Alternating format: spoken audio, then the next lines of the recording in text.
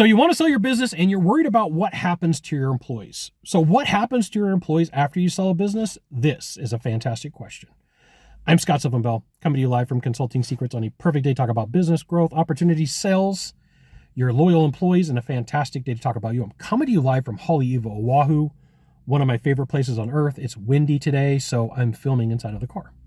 So it's not uncommon for an owner, a founder, a practitioner, a doctor to say, hey, listen, I've spent my entire career trying to build the best team that I can get.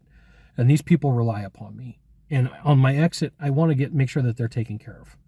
That is not an uncommon conversation. It happens more than you would realize. It happens 99% of the time, okay? So the honest answer that I'm going to give you is it really depends upon who's making the purchase. So if it's a strategic buyer, they typically consolidate roles.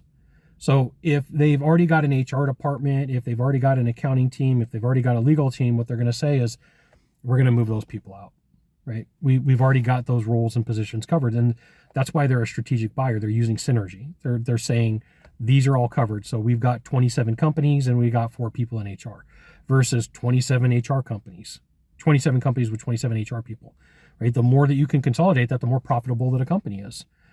Private equity typically wants the team intact. They're buying the operation. So one of the questions that you can absolutely ask, and there's nothing wrong with it, is what happens to my team? And if this is important to you, which is important to about 99% of the people that I talk to, this may be a deciding factor in like, okay, which direction are we going to go? Because if you're taking your company out to auction and you're looking for a couple of different buyers, you're interviewing them as much as they're interviewing you. And you want to know which direction this is going to go. You want to know how the team's going to be treated. You want to know what that interaction is going to look like. And so part of this is there may be members on your team that need to know what's going down. Not a doctor, attorney, lawyer, marriage counselor, or therapist. I'll give you the best practice. You decide what you want to do from there. One of the best practices for a key employee before a deal closes is to have a non-disclosure agreement signed. And you can throw a little bit of cashola or a lot of cashola towards them and figure out a retention agreement. This is why you want to talk to an attorney. You want to talk to an attorney, because I am not one, and figure out how to put an NDA in place and a retainment agreement. Because what you don't want to have happen is a holdback get triggered or an earnout get triggered because somebody leaves and you leave money on the table. You want to cover all your bases. And this is part of having a Titans thesis. Who do you think is going to stay? Who do you think is going to go? This one of the questions you're going to hear if you talk to private equity, strategic buyer, private investor, investor club is, hey, when word gets out that you sold, who's leaving? Like, it's going to be a flat conversation like that. Hey, when things happen, who's staying and who's going? Who's a good team leader here? Who's part of this conversation? Who is the person that we really want to woo and that we want to keep? Because that private equity, that strategic buyer, that buyer's group, what they might do is throw some money at them. Stick around for 6 months, stick around for a year, and there's a pot of gold at the end of the rainbow. You just got to know that happens.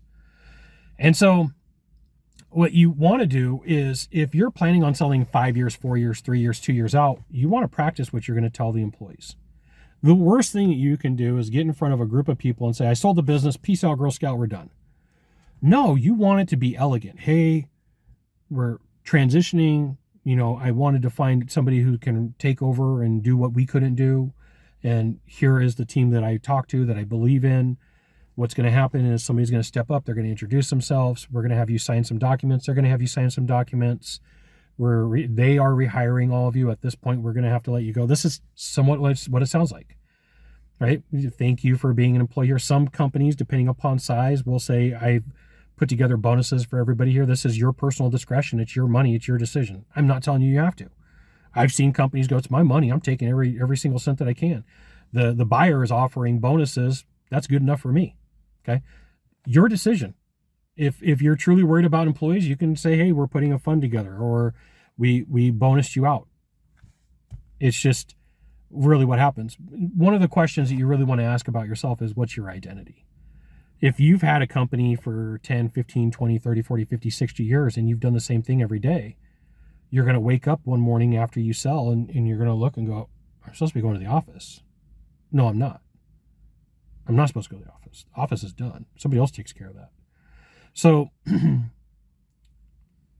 your employees followed you, the people followed you in the business, but you're not the business anymore. So you have to be aware that, here's one of the things that's going to happen is you may never hear from these people again.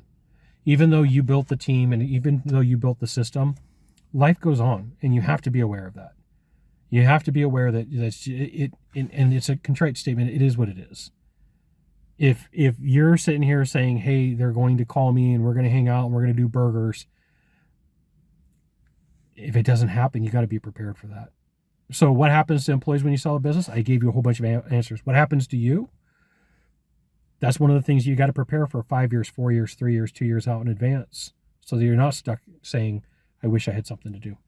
You got 1 of 3 things to do from here. Just 1 of 3. Find the subscribe button. Click on it. Every time I send a video, you'll get an update. 2, hit follow. 3, share this video with a friend. We'll see you soon. Thanks for watching.